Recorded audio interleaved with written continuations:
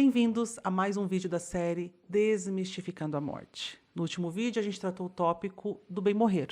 E hoje a gente vai tratar da aproximação da morte. Mas a pergunta que fica no ar, Carol, a gente sabe quando a morte está chegando?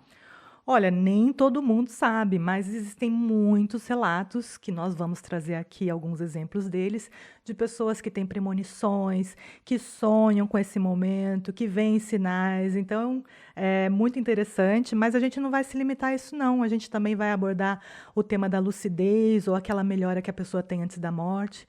E vamos tentar também trazer para vocês a importância da prece.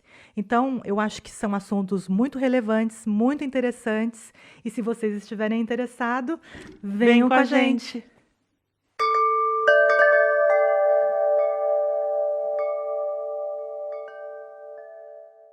Bom, vamos começar o vídeo de hoje, primeiramente pedindo a contribuição de vocês. Se vocês gostam do conteúdo, deixa o joinha, né, para saber que a gente sempre comenta, Carol, se vocês também querem apreciar outros conteúdos, coloca nos comentários, pessoal, a gente, ficaria muito grata por qualquer tipo de retorno de vocês nesse sentido.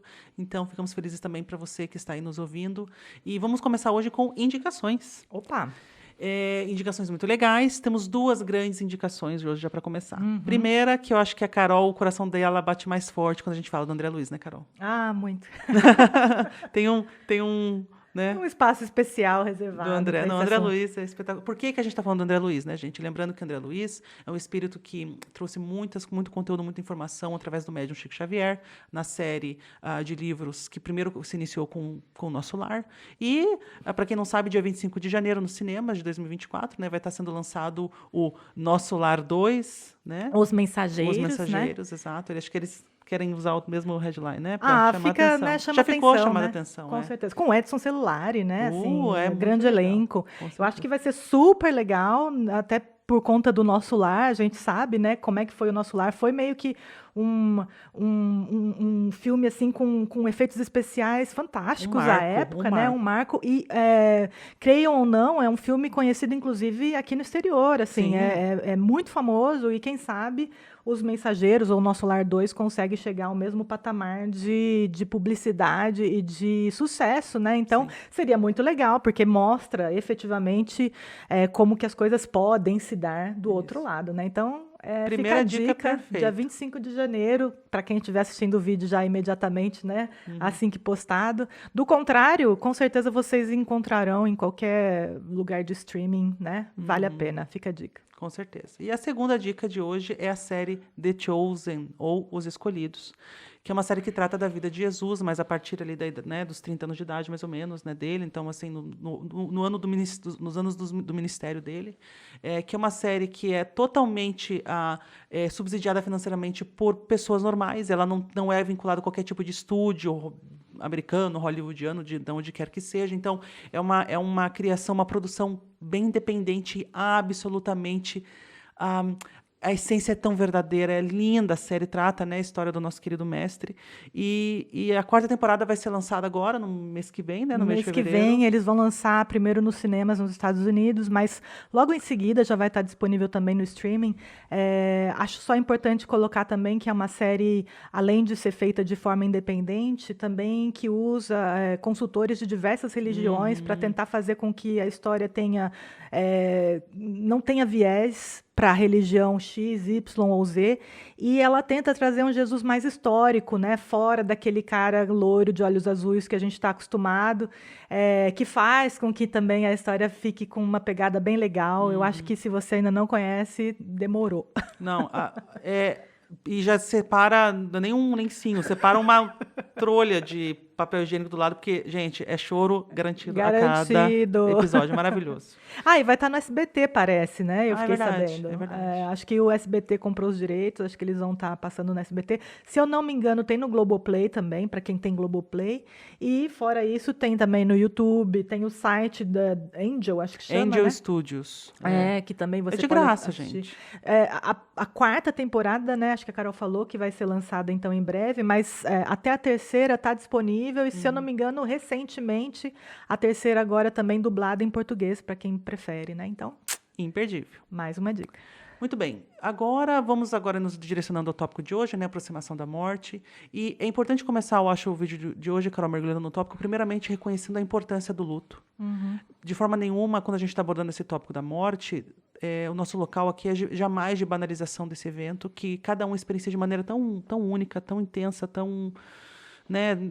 Então, quando a gente trata do tópico, às vezes vocês vão perceber, às vezes a gente, né, nós nos mergulhamos no assunto, de forma nenhuma a gente por absoluto respeito à relevância desse evento que vai nos encontrar todos, que a gente trata com respeito esse evento, esse momento, né, esse tópico com respeito, com carinho, até com uma espécie de um sentimento de reverência, de certa forma, porque lembrando que a nossa série se chama Desmistificando a Morte. Então, é esse o nosso propósito com essa série, mas de forma nenhuma, a vocês que, porventura, tenham até recentemente experienciado eventos de pessoas queridas que partiram, estamos levando aqui com muita humildade, com muita tranquilidade o tópico e esperamos que, de alguma maneira, seja informativo para você.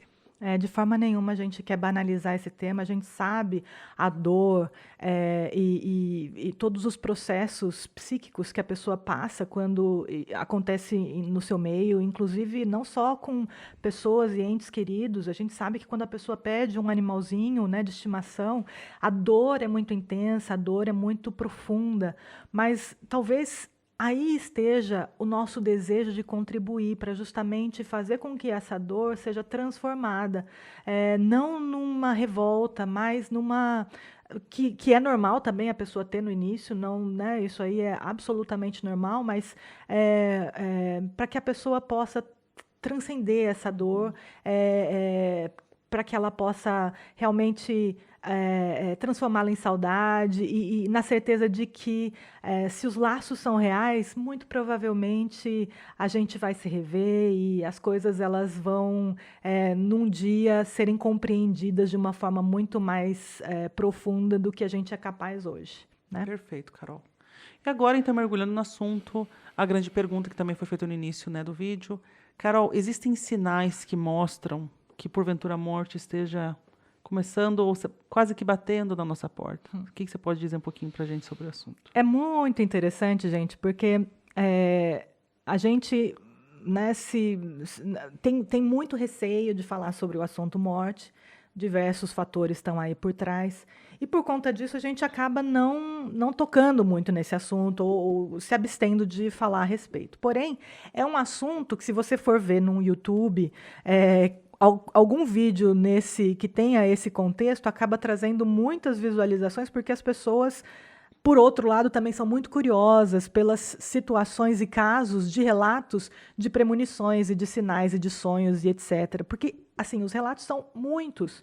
Até porque, gente, uma coisa muito importante para se entender nesse processo é que ele é extremamente bem orquestrado.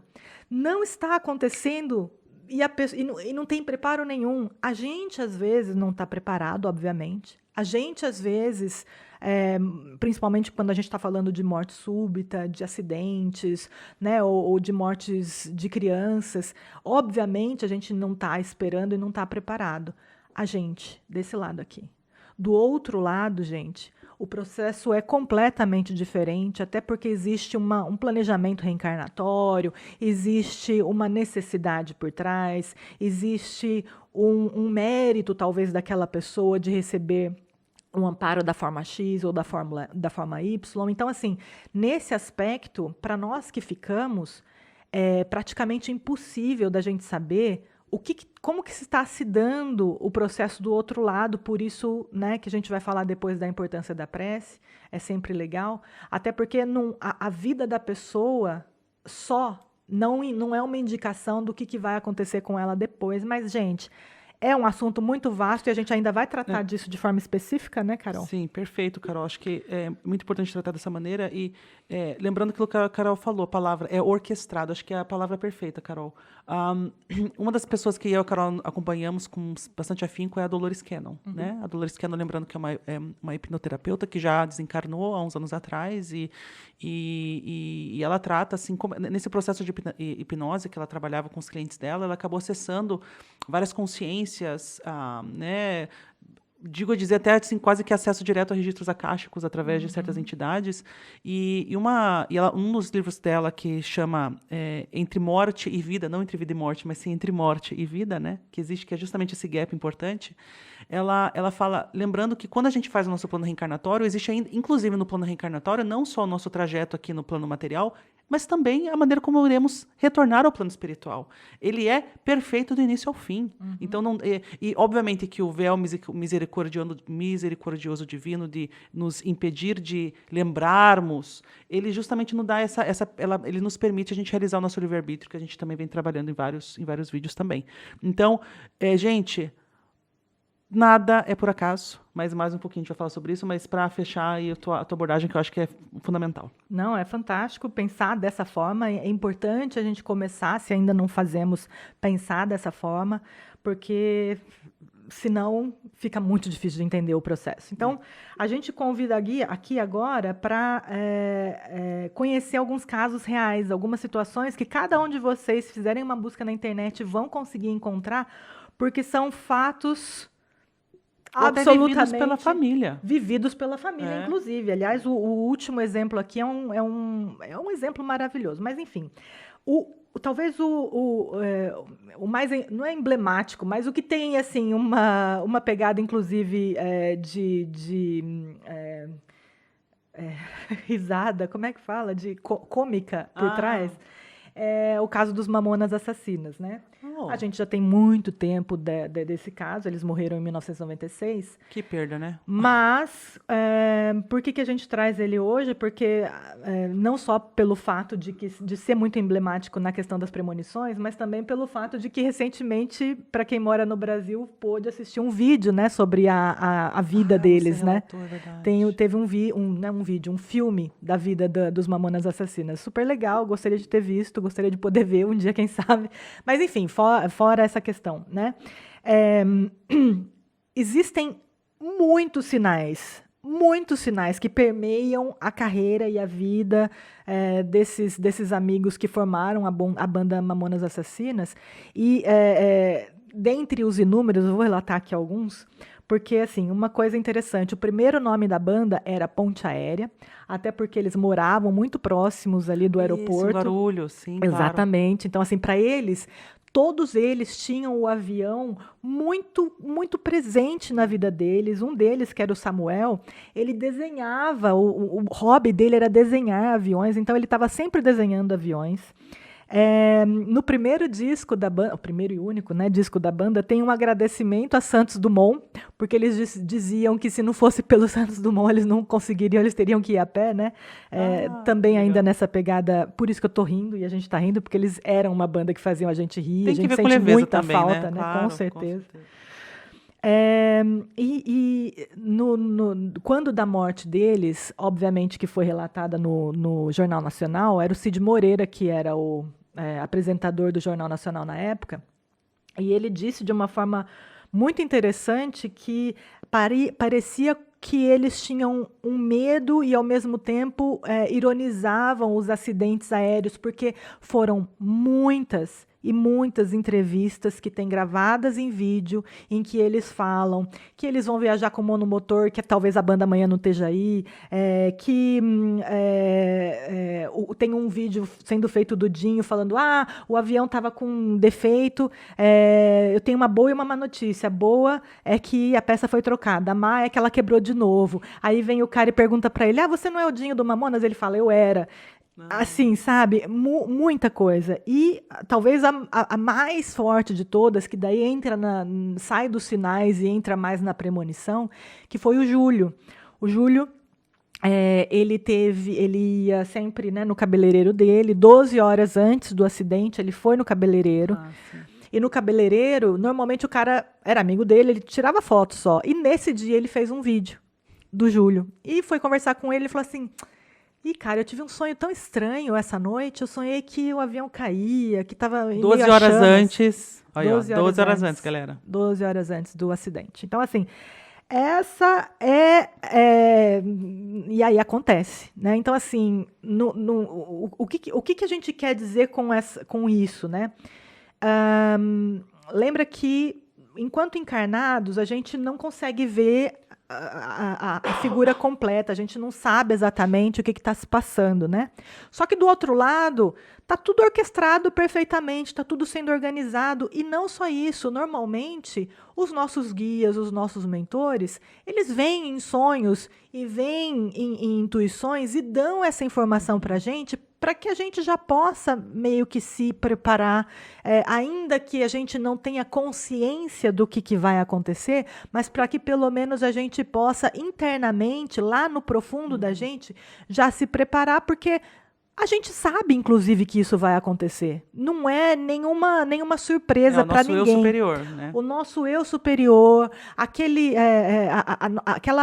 nós enquanto espíritos, né? A gente agora, saindo do ser encarnado que está aqui agora, nós enquanto espíritos, nós já participamos muitas vezes do processo reencarnatório e temos a total consciência de que em um determinado momento isso vai acontecer. Então, o fato de que as pessoas sonham, de que elas veem sinais ou de que elas têm premonições, eles só corroboram uma coisa que a gente já sabe que está acontecendo ali no pano de fundo, né? Vou fazer um comentário. Eu tenho sonhos bem, em via de regras, assim, quando eu sonho, tem muitos sonhos que são meio catastróficos, assim. Quer dizer que eu vou morrer com um tornado, porque eu também sou missão de um tornado?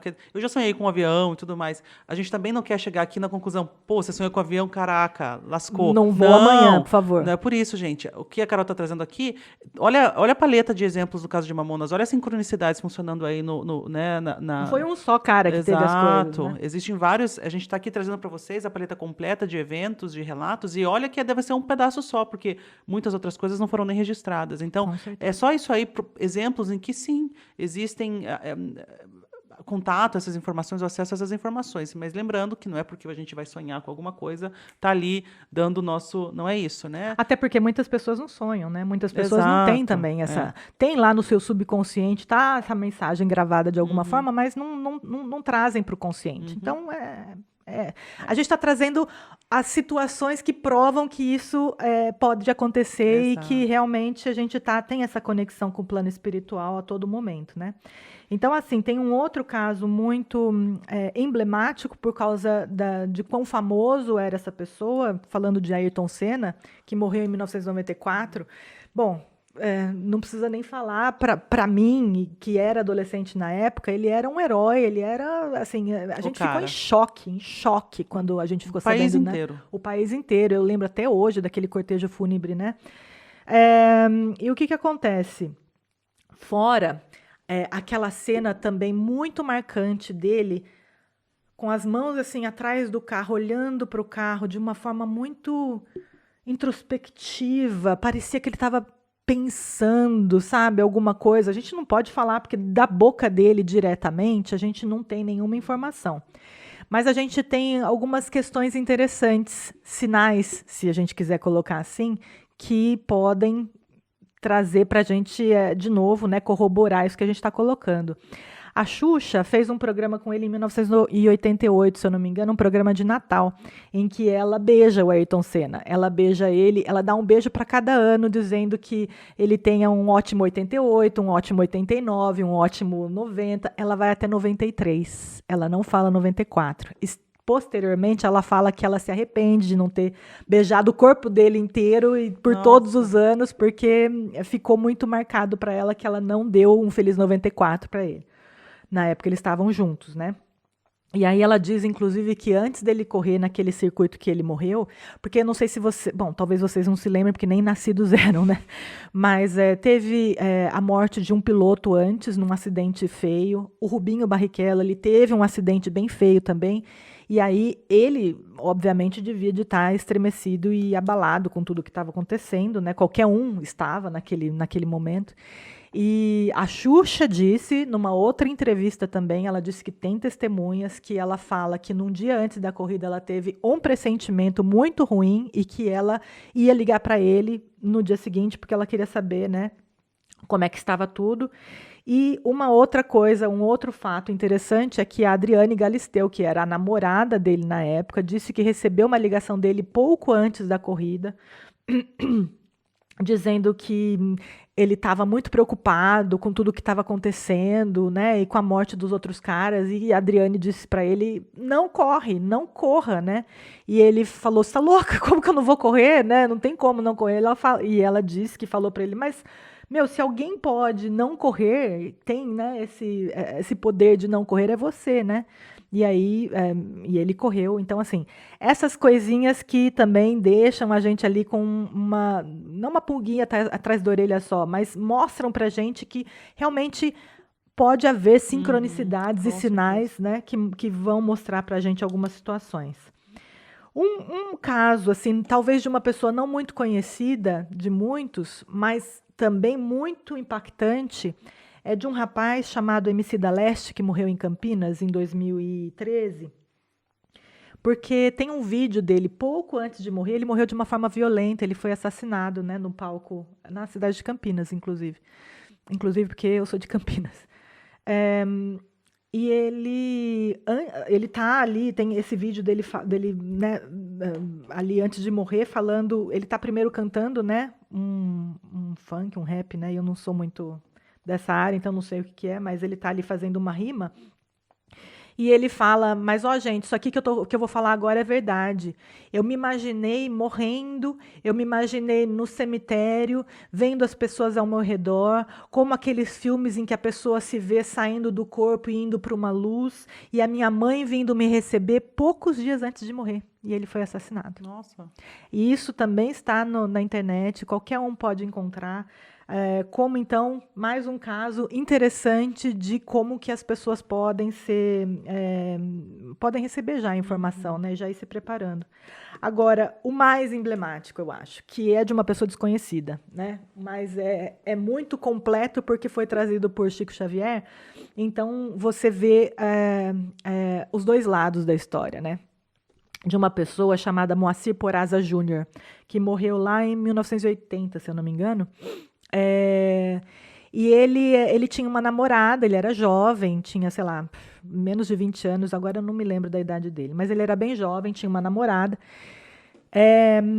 E de uns tempos, pouco tempo antes dele desencarnar, relata a família que ele ficou super introspectivo, calado, que não era o normal dele. Ele começou a pedir para os pais para dormir junto com os pais, já era um rapaz grande. Ele, na verdade, como ele dirigia a moto, ele tinha já então mais de 18 anos. Então, já era um homem, vamos dizer assim, mas pedia para dormir com os pais, pedia para os pais, começou a pedir para os pais para orar por ele, porque ele estava preocupado, por favor, orem por mim, né? E aí, 4 meses antes da desencarnação dele, ele faz um desenho. Esse desenho, gente, eu vou colocar na nossa página do Instagram, @NovaTerraTalks. Porque ele é muito legal, assim, legal no sentido de interessante. Porque ele desenha um caixão com um capacete em cima do caixão.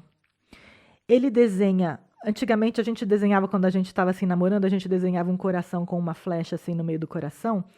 E ele tinha a namorada dele, deixa eu ver se eu tenho o nome aqui, porque ele chamava Moacir e ela chamava Li alguma coisa. Ah, ele era o Júnior, né? Ele era o Júnior. E toda vez que ele ia se referir ao relacionamento, ele ou ela, eles falavam Julie, junto, Julie. Ah, porque Julie, porque Julie, porque Julie. Todos os familiares relatam isso. Mas no desenho ele coloca Ju e Li aqui separado. Ele coloca a data da morte dele, mas não exatamente a data. Ele tem uma premonição de data, ele tem uma lápide que ele faz, ele coloca a data da morte. Tudo ali naquela folha de papel. Caramba. Exatamente. E aí, a mãe começou a ter premonições. O pai começou a ter premonições. A avó, no dia do acidente, a avó ficou desesperada e ligou para a família para perguntar onde é que ele estava. E aí o pai ligou para a namorada para perguntar se ele estava ainda lá na casa dela. E ela fala, não, ele já saiu. E aí foi o dia que aconteceu tudo, né? E ele teve um acidente de moto e desencarnou. Então, esse caso, ele é muito interessante por causa disso. E aí depois ele vem, assim, pouco depois ele vem dar uma comunicação porque os pais, principalmente na época em que o Chico Xavier ainda estava vivo, né, aconteciam muitos casos de pais que perdiam filhos assim, independente da idade, perder filhos por si só, né, já é um evento muito impactante na vida de qualquer um. Mas eles tinham essa prerrogativa. Hoje em dia, obviamente, que existem também centros que fazem essas psicografias, né? Mas naquela época era muito forte. Então, eles foram até o Chico Xavier e receberam uma mensagem dele. E ele chamava a moto de meu cavalo, né? Mostrando aí que arquetipicamente pode haver também, não se fala assim de uma forma muito clara, mas uma questão de algo que aconteceu em outra vida, talvez com um cavalo, talvez como cavaleiro, enfim, né? Então, assim, são casos que mostram para a gente de uma forma muito patente que, como a Carol falou, não significa que se você sonhou, vai acontecer.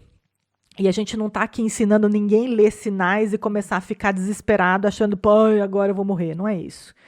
É porque se vai acontecer, se realmente está no planejamento reencarnatório, vai acontecer.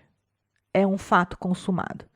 Então, a pessoa, num outro nível, não precisa ser no nível consciente, não. Num outro nível, ela já vai se preparando. Às vezes, ela começa a ter alguma intuição de alguma coisa que ela tem que deixar pronta, que antes ela estava enrolando. Porque ela sabe que se ela não fizer uma determinada coisa, aquilo vai trazer uma consequência de culpa ou de pensamento pesado, né? Psiquicamente vai ser ruim para ela do outro lado. Então, ela já começa a receber intuições de que ela precisa, né, deixar as coisas arrumadas. Então, assim, eu tenho certeza que você que está aí assistindo, muito provavelmente, da ida de algum parente, de algum amigo, né, ouviu também algum relato, alguma intuição, ou a pessoa dizendo, eu estou com um pressentimento estranho.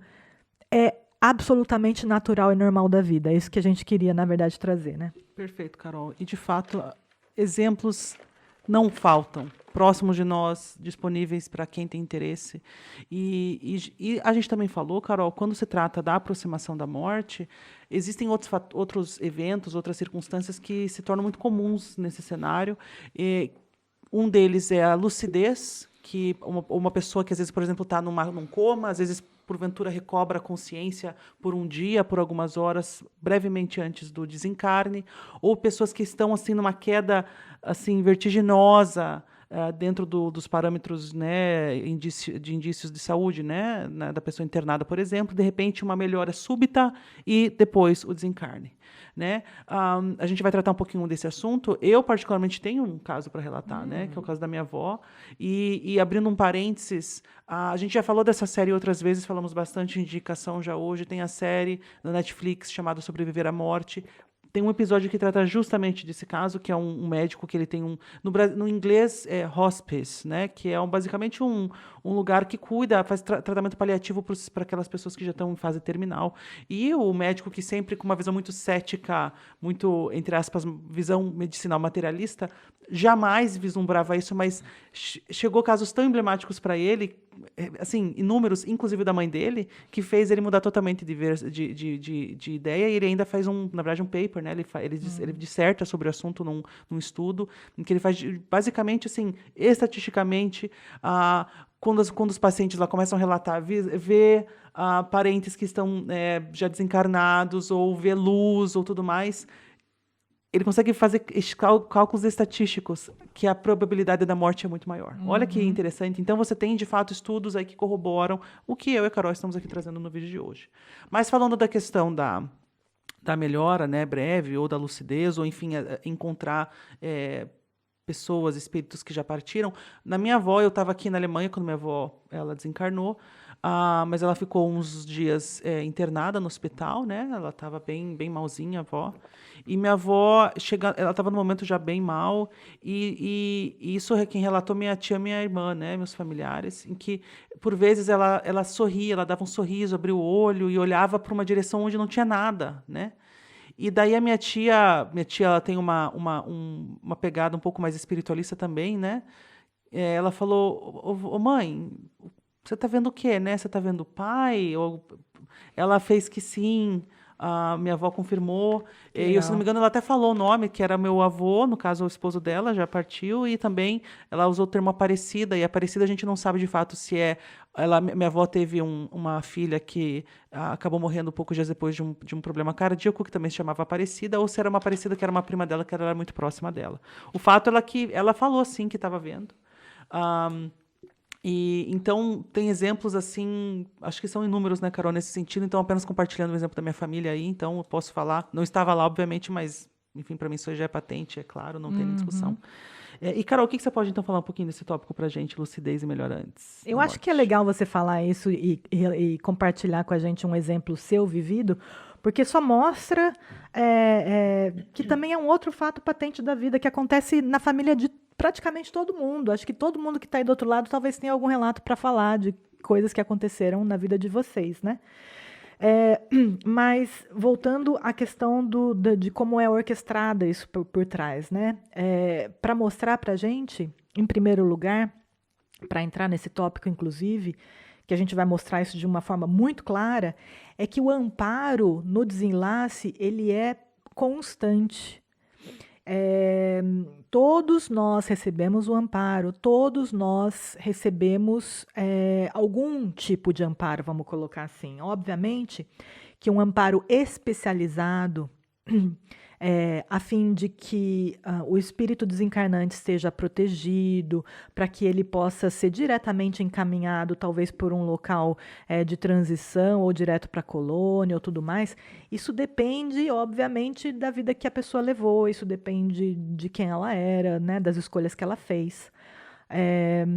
E algumas pessoas, nesse sentido, não conseguem receber o amparo, não por simples fato de alguém esqueceu eles e vamos deixar ele lá porque ele não foi uma boa pessoa. Ele não consegue energeticamente receber o amparo.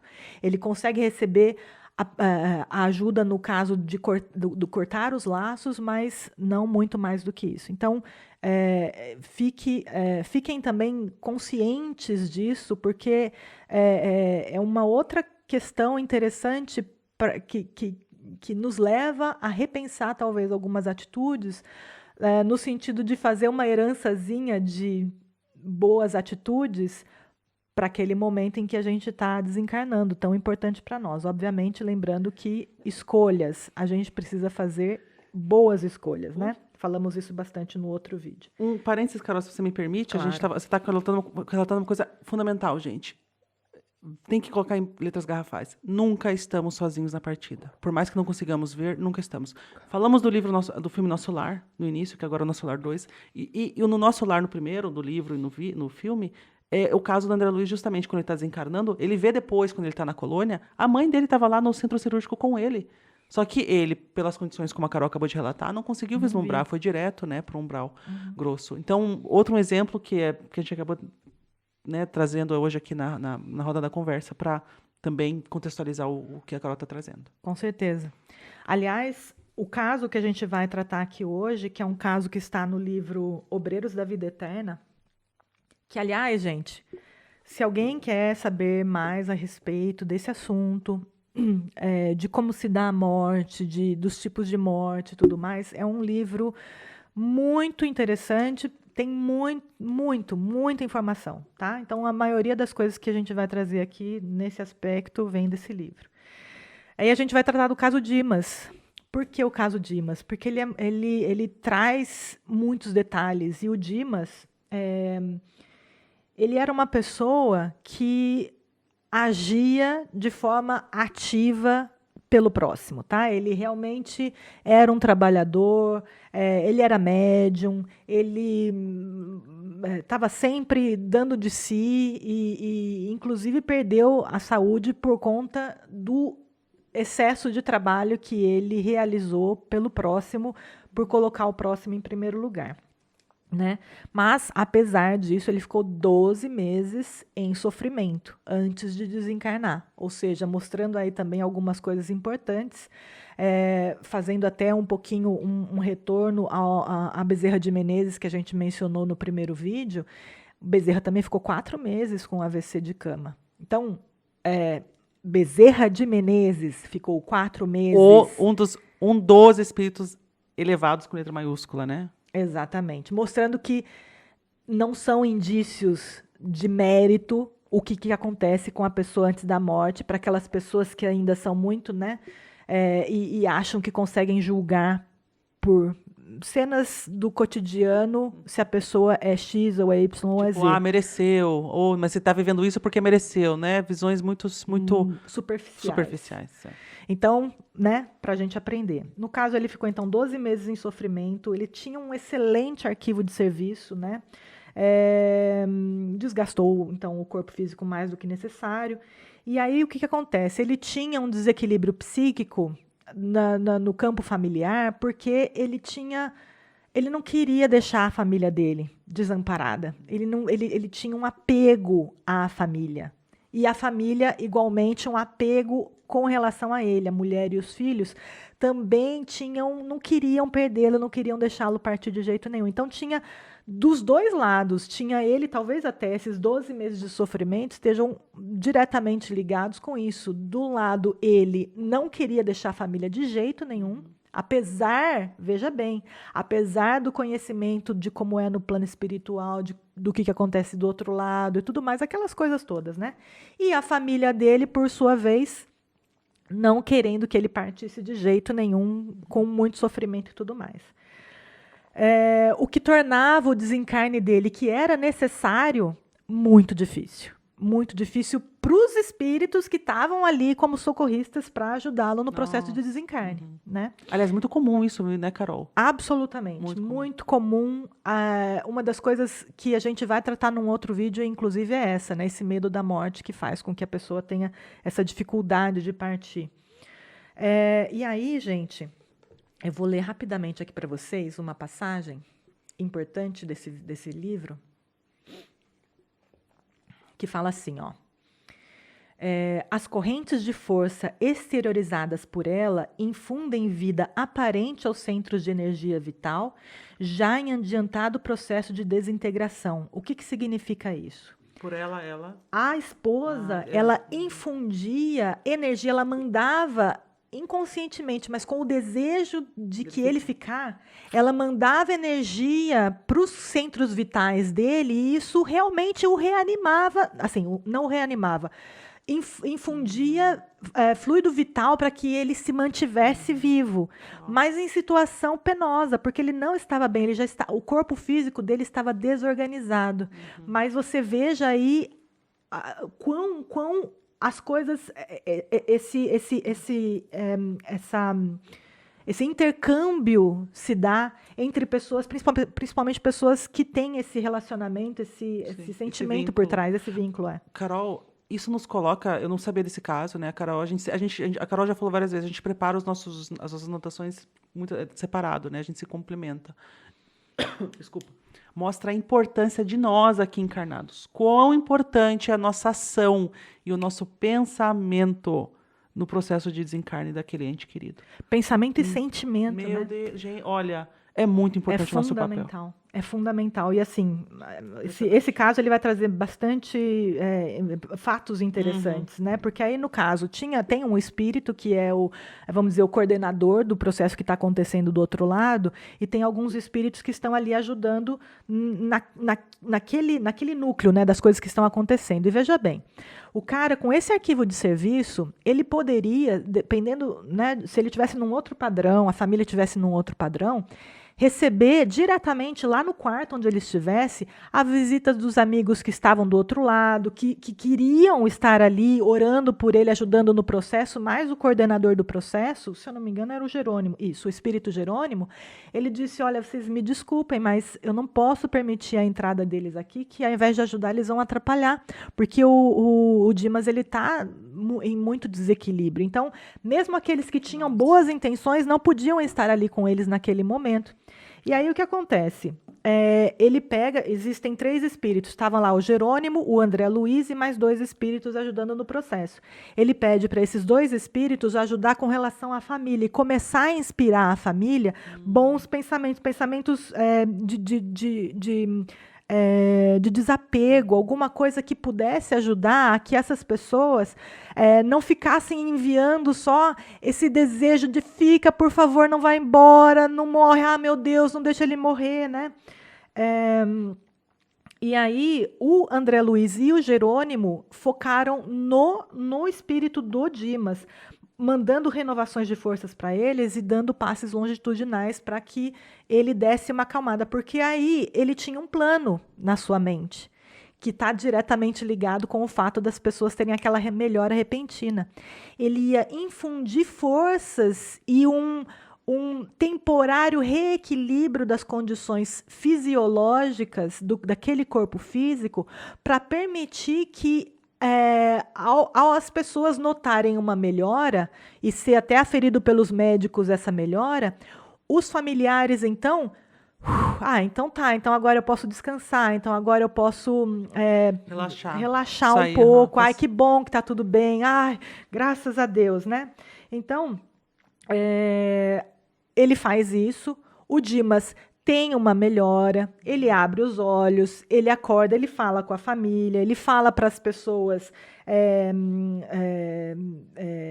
ele fala para as pessoas, então, gente, minha esposa, por favor, vai descansar, tá tudo bem, você está aqui há tantos dias já, né, no pé da minha cama, fica tranquila que agora vai ficar tudo bem. E ele, como um espírito já de uma ordem, assim, com pensamentos elevados, ele dá até para ela, né, uma palavra de conforto num momento como esse.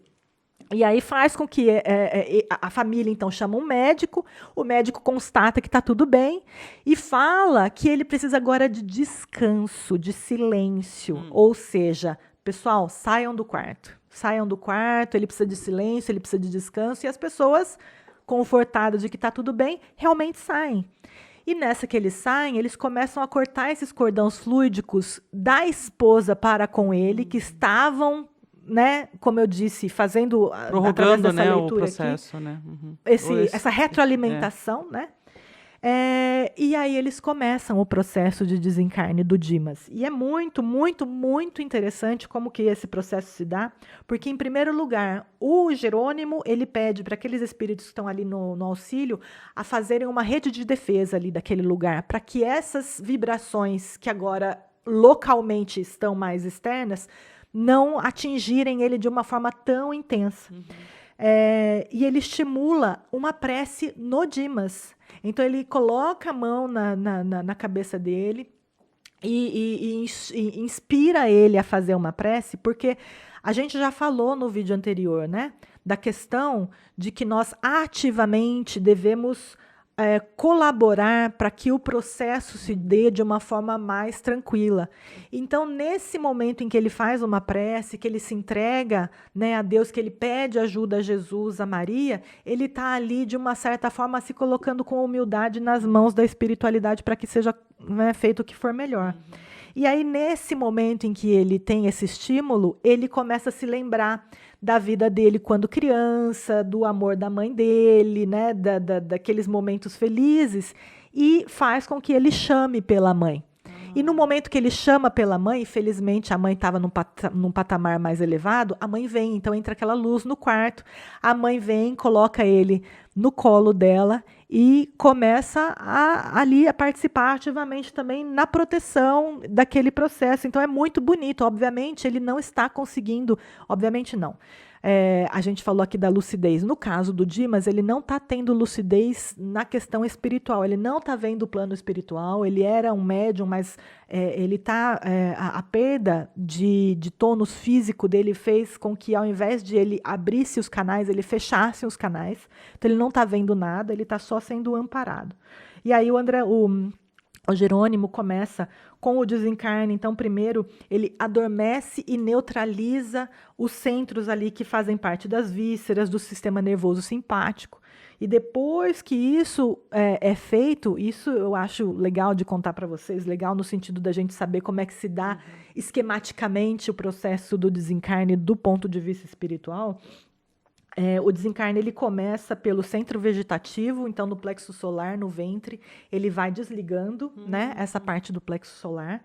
Depois ele vai para o centro emocional no tórax, né, ou seja, o cardíaco, ele vai então desconectando os fios que ligam, né, o nosso espírito a esse corpo, que é o centro dos sentimentos e dos desejos, até que ele vai então para o centro mental, onde ele vai desconectando pensamentos e ideias e tudo mais. E aí, a gente pode fazer uma leitura rapidamente também aqui da página 267, já fica a dica. Noutro tempo, André, os antigos acreditavam que entidades mitológicas cortavam os fios da vida humana. Nós somos parcas autênticas efetuando semelhante operação. Olha que interessante, né? A gente tratou da mitologia, né, das ideias dos egípcios e dos tibetanos. No último vídeo sobre o bem morrer, né? Exato. E mostra que, intuitivamente, a gente já sabe de como que o processo se dá há muito tempo, né?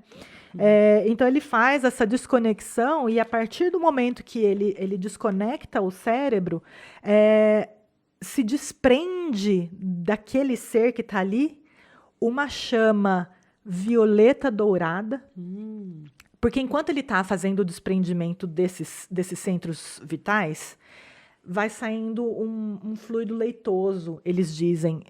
Não dizem em nenhum momento que é um ectoplasma, mas se assemelha ao ectoplasma. Eu não vou aqui dizer que é ou não. E aí esse fluido leitoso fica, né, ali no ambiente. E a hora que se desprende a última conexão do centro mental, sai essa chama violeta dourada. Ela agrega todos aqueles fluidos que tinham sido dispersos pela desconexão dos outros centros, e ela começa a formar o corpo perispiritual dele. Uau. E esse corpo perispiritual, a princípio, acho que até é interessante porque ele só fica como se fosse palpável e visível efetivamente depois de um tempo. Ele, a princípio, ele parece meio fluídico ainda também. E aí a mãe, então, realmente consegue pegar o filho, né? Porque ela está ali cuidando dele, ela envolve ele num pano branco, mas ele ainda está ligado ao fio de prata. Então não houve ainda a morte até o final do ciclo. Isso é interessante, porque para nós encarnados, ele morreu. Para nós, qualquer encarnado que vá ali ver e analisar e aferir, aquela pessoa está desencarnada. No plano espiritual, não é assim que acontece. E essa é a razão de, por exemplo, da questão da cremação, que se fala das 72 horas, a gente vai tratar disso numa outra oportunidade, mas porque ainda está havendo uma troca energética entre o perispírito, porque o corpo físico ainda está cheio de fluido vital e o corpo perispiritual ainda está absorvendo isso e enviando, por sua vez, também energeticamente fluidos para o corpo físico. Está havendo uma troca ainda. Então, isso cada caso um caso. Não dá para falar que todo mundo vai ser desse jeito. Muitas pessoas já devem ter ouvido falar, por exemplo, de situações em que o espírito desencarna e sente o corpo sendo passando, né, pela desencarnação, pela decomposição. Isso pode realmente acontecer, é uma questão de necessidade da pessoa, né? Então, assim, isso são casos que a gente pode tratar numa outra oportunidade, mas importante naquele momento, o espírito está desencarnado, para o ponto de vista dos encarnados, mas, para o ponto de vista do espírito, é nesse momento que está acontecendo a visão panorâmica, que a gente trata no vídeo sobre experiência de quase morte. Ele se mantém próximo ao corpo, ele em nenhum momento, no caso do Dimas ali, ele não inclusive durante como é que fala quando a pessoa morre? Desencarne? Não. Sepultamento, antes está tendo é o velório? O velório. eles não tiram o espírito dali, ele está próximo, ele não está do lado do corpo, né, desencarnado, mas ele está numa outra sala ali, porque ele não pode, naquele momento, ser ainda tirado dali. Porém, e aí a gente entra na questão, ele ainda está conectado ao corpo, né, pelo cordão de prata. Onde a gente pode falar a respeito do cordão de prata de uma forma mais, né, em detalhes. Mas o que acontece? Está acontecendo, então, o velório dessa pessoa. E a gente sabe muito bem como é que são os velórios, né? Infelizmente, a gente ainda não tem uma consciência muito equilibrada no que diz respeito ao respeito que a gente deve ter por aquele desencarnado. E as pessoas vão e elas ficam conversando de todos os tipos de assunto e dando risada, e às vezes assuntos de baixo calão, e às vezes sobre o desencarnado, né? E isso, no caso dele, mostra de uma forma muito clara, ele não está consciente, o Dimas, tá? Ele está passando lá pela visão panorâmica, ele está ainda, né, num outro patamar, mas ele começa a ter pesadelos e a ficar irrequieto. A mãe dele relata, inclusive, ali pro espírito do Jerônimo que está ajudando ali no processo, no guia do processo, porque ele recebe as ondas vibratórias daquelas pessoas que estão ali fazendo aqueles comentários, e ele, de certa forma, aquelas formas, pensamentos chegam de uma forma muito mais direta a ele, porque enquanto a gente está com o corpo físico, a gente está protegido. A partir do momento que a gente desencarna, e ainda recém-desencarnado, sem as proteções que a pessoa precisa ter, a gente recebe de uma forma muito direta, e aí ele começa a ter pesadelos, ele começa a visualizar as situações que estão sendo comentadas lá na sala. Inclusive, começa a relatar um caso de uma coisa que aconteceu no passado, em que o desencarnado ali, o Dimas, estava envolvido de uma forma positiva, vamos dizer assim, porque aconteceu um crime e ele guardou para si, e aí chega o assassino, porque a pessoa que está contando a história para os outros ali no meio do velório está nomeando gente, está nomeando situações, está nomeando anos, o que aconteceu, quando aconteceu, e isso, gente, é como se a gente estivesse chamando as pessoas que participaram do processo. E ele chama, então, esse assassino, ele vai até lá, ele vê que é o Dimas que está ali desencarnado, porque ele olha para o caixão, e ele fala: ai, pelo amor de Deus, me perdoa, me ajuda, que eu estou aqui perdido, não sei o que. E isso desequilibra o Dimas que está num processo de desencarnação. E aí, claro que ninguém que está ali encarnado está vendo o que está acontecendo do outro lado. Mas aí tem a parte do que está acontecendo ali naquele momento, que, por exemplo, a esposa chega e se desespera e agarra ali, né, o cadáver, né? E fala, por favor, volta e tudo mais. E isso é o que realmente desequilibra ele. Ele meio que acorda, levanta cambaleante e quer ir naquela direção, mas aí os espíritos do outro lado agem rapidamente. Ela desmaia, né? Eles provocam nela um desmaio para que ela, né, pare de enviar essas ondas vibratórias, e aí ele consegue de novo voltar a ter ali alguma paz. Então isso é muito, muito, muito importante. O nosso equilíbrio, o nosso respeito, as conversas que a gente vai ter. Edificantes que tem que ter no momento desse, né? Edificantes, as preces, repensar realmente o que a gente faz quando a gente está num velório. O fato de que aquela pessoa que está ali desencarnada, ela não está... não é aquele negócio do morreu, acabou, não. Ela tá continuando, né? E tem um processo por trás. Gente, existem relatos, inclusive, de que se você está em muito desequilíbrio, você pode levar com você algum daqueles espíritos que eventualmente aparecem ali. Então, essas coisas é importante que a gente saiba, porque a gente precisa ter consciência, né, de evitar algumas situações. E aí, então, antes da gente finalizar o caso do Dimas, porque o cordão ainda estava ligado a ele, né? E essa parte é extremamente interessante, porque assim que o cordão é cortado, e aí no dia seguinte o cordão é cortado, ele acorda do outro lado, obviamente, né? Ele acorda, ele começa a ter consciência, ele começa a ver o que está acontecendo, obviamente que ele ainda está, né, desorientado. Mas a partir do momento que corta o cordão, o corpo começa a efetivamente se desintegrar, se decompor. Porque antes estava tendo essa troca energética, né? E cortou, o corpo começa, então, a se decompor. E sabe que interessante, Carol? Porque eu relatei no início do vídeo da Dolores Cannon, né? E ela fala que em N sessões de hipnose, quando ela vai trabalhar justamente nesse processo de outras vidas, de desencarne, quando a pessoa ela está sob a ótica do espírito que está ali desencarnando, quando existe até relatos de experiência quase morte, a gente também tem um vídeo sobre isso, as pessoas retornam ao corpo, elas veem uma luz, elas veem a fonte divina, elas voltam ao corpo, ou conseguem voltar ao corpo porque o fio de prata ainda está lá, ou seja, é o que permite, de alguma maneira, a pessoa retornar ainda e continuar encarnado. Então, como você bem falou, uma vez que é rompido o cordão, aí já era. E o que é lindo nos N relatos que a Dolores teve acesso durante as sessões dela. Quando o espírito está desencarnando e ele vê essa fonte de luz que é incomensurável, que muitos chamam de Deus, outros chamam de fonte universal, fonte divina, não importa o nome que a gente dá. O espírito, quando ele passa, ou ele vai à fonte, aí é a energia, é a centelha divina que está em nós, ela retorna ao Pai.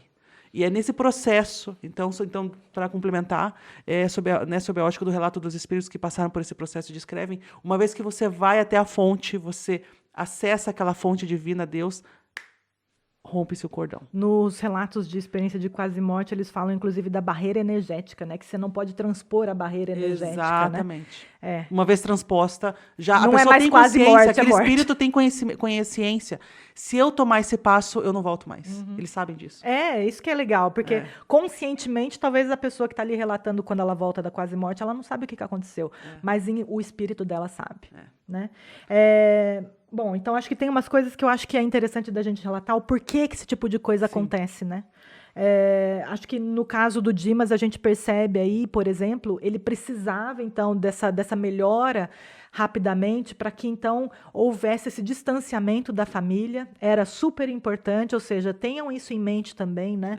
Eu acho que todo mundo que tem aí um parente que está desencarnando sofre obviamente muito, um parente é um animalzinho também, como eu falei no início, sofre obviamente muito, mas gente, pensem nele, na pessoa que está ali, na necessidade que ela tem, aquilo que a gente falou do exemplo da pessoa presa, né? Da pessoa duas pessoas presas. Imagina que duas pessoas estão numa prisão e o seu amigo, o seu parente, o seu familiar vai ser solto da prisão. Agora ele vai embora.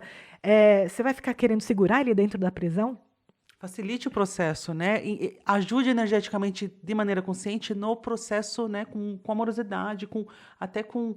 Eu não vou usar o termo celebração porque não condiz, mas aquele espírito está voltando para casa, gente. Então, se a gente pode facilitar o processo, que facilitamos. Com certeza. E do outro lado, dependendo das condições de quem é aquela pessoa, ela pode sim estar sendo celebrada pela volta para casa, com muita alegria e muita felicidade. Sim. Então, assim... vamos encarar o processo de uma forma diferente e entender que nós temos também um papel ativo, podemos ter um papel ativo e, principalmente, que a gente, mesmo depois do desencarne, quando o desencarne já efetivamente aconteceu, que a gente não entre naquele papel da revolta de ficar pedindo para a pessoa voltar. Ai, por que você foi? Você me deixou aqui sozinha. Como falamos, né, no início, a questão do luto é super importante e a gente tem que vivenciar isso de uma forma saudável. Porém, deixa de ser saudável a partir do momento que você entra em desequilíbrio e a pessoa entra num desequilíbrio também, porque quando a gente faz isso, a gente está chamando energeticamente. Quando está desencarnado, gente, não é mais igual aqui, que a pessoa precisa pegar um carro, um avião, não sei o quê, para conseguir chegar até você. Você menciona o nome da pessoa, a pessoa se conecta imediatamente. A gente falou no vídeo sobre física quântica, da questão do emaranhamento. Vocês estão emaranhados. E a pessoa sente imediatamente, né? Então, isso é super importante. Tem a questão das pendências que tem que ser resolvidas. Então, assim, às vezes a espiritualidade usa desses momentos justamente para que a pessoa peça perdão, para que a pessoa consiga ser perdoado também, porque pode acontecer de alguém vir e perdoar também por alguma coisa que aconteceu. Então a pessoa consegue se livrar desse peso psíquico que estava carregando ela e que faz com que ela vá para outro lado, às vezes com culpa, ou com frustração, ou com raiva, ou com ira.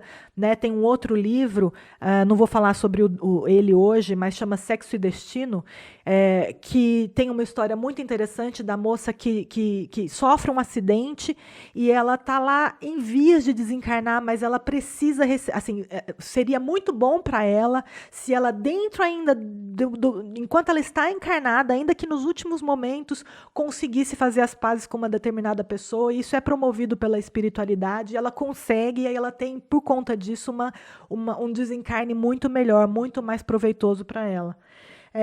E, obviamente, a questão que a Carol colocou no começo, que é o contato com o plano espiritual, que aí não está relacionado com essa melhora, mas está relacionado com a abertura, então, dos canais, e a pessoa começa a ver parentes, começa a ver luzes, começa a ver o guia ou alguma coisa assim. E isso é absolutamente normal, a pessoa não está ficando louca, ela não está surtando. Pelo contrário. Então, muito respeito a esse processo. Aliás, a gente vai finalizando aqui hoje, mas já prometendo para vocês, para uma próxima oportunidade, tratar justamente dessa questão da necessidade do respeito do processo, tratar da necessidade da gente estar em prece, tratar da necessidade dos diferentes tipos de morte. Então, assim, como falamos, é uma série Desmistificando a Morte, e fica o convite para todos vocês de nos acompanharem, porque vai ficando cada vez mais interessante, Olha, gente. tema, informação que não falta. Então, esperamos que, com a presença de vocês, a gente possa cada vez mais desmistificar esse tópico, que é lindo também, Carol. Muito lindo. Muito. Então, convidamos vocês a nos acompanhar. Obrigada pela presença. Muito obrigada e até a próxima. Tchau. Tchau.